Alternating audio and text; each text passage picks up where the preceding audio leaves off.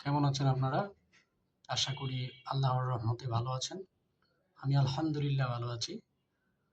আজকে আমি কথা বলবো স্পিচ ডিলে নিয়ে। স্পিচ ডিলে বা বিলম্বিত স্পিচ। এটা বর্তমান আমাদের দেশে খুবই প্রকট আকার ধারণ করেছে।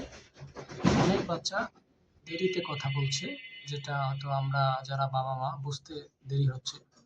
এবং যখন বুঝতে পারছি তখন হয়তো বাচ্চার যে ভাষাটা শিখার বা বলার যে সময়টা সেটা হয়তো ক্রস হয়ে গিয়েছে। তাই আজকে আমি এ বিষয়ে কিছু কথা বলতে চাই। আশা করি আপনারা উপকৃত হবেন। প্রথমে বলি যে স্পিচ ডিলেটা কি? যখন একটা বাচ্চা তার নরমাল গ্রোথের সাথে ভাষার যে চেঞ্জ হয় নরমালি, সেই চেঞ্জটা যখন না হয়, সে যখন কথা বলতে না চায় অথবা কথা না বলে, তখন সেটাকে আমরা স্পিচ ডিলে বলি।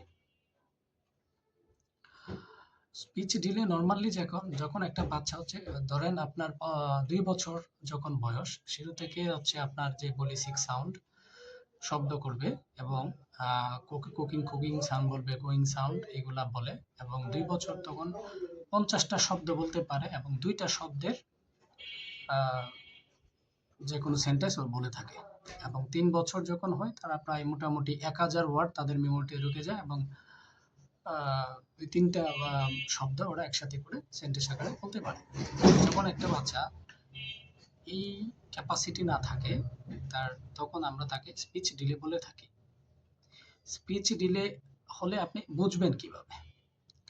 দেখেন, যাদের স্পিচ ডিলে ওরা নরমালি যখন আপনি ডাকবেন ওরা আপনার রেসপন্স করবে না, এবং যদিও রেসপন্স করে ইশারায়, মানে আমরা বলি সাইন ল্যাঙ্গুয়েজ ইউজ করবে।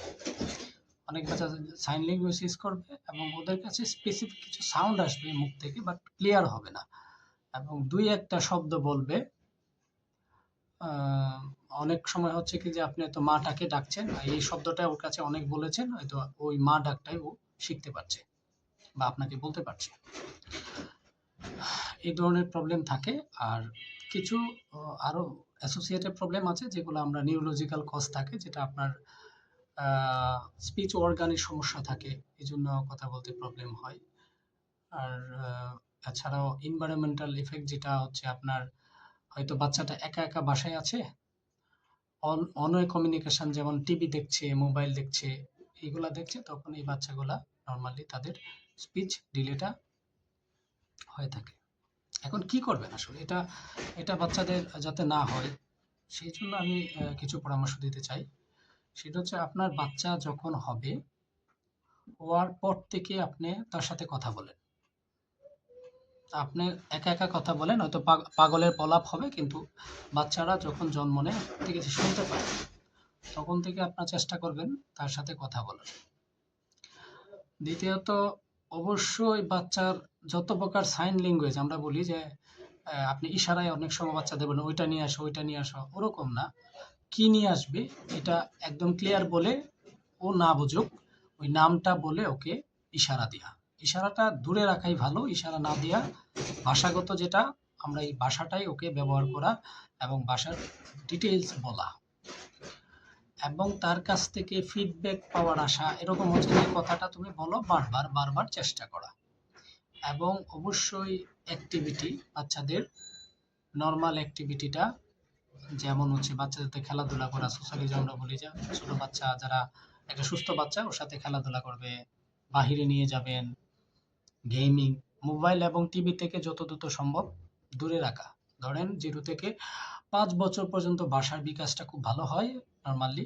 তো এই সময়টুকু আপনারা খুবই সতর্কতার সাথে বাচ্চাকে ডিল করবেন, এবং কথা এবং কোলাহলময় জায়গায়, যেন আমাদের সমাজে যেটা হচ্ছে যে আগে আমাদের যে বাচ্চারা ছিল, দাদা দাদি নানি ওদের পাইতো, তো এখন বর্তমান ঢাকা শহরে যেটা বন্দিশালা, এখানে ম্যাক্সিমাম বাচ্চা একা থাকে, অনেক বাচ্চারা সার্ভিস করে বাচ্চার মারা, তো সার্ভিস করার জন্য বাচ্চাকে তালা দিয়ে রেখে চলে যায়, হয়তো টিভি দেখছে, ও কারোর সাথে কথা বলছে না।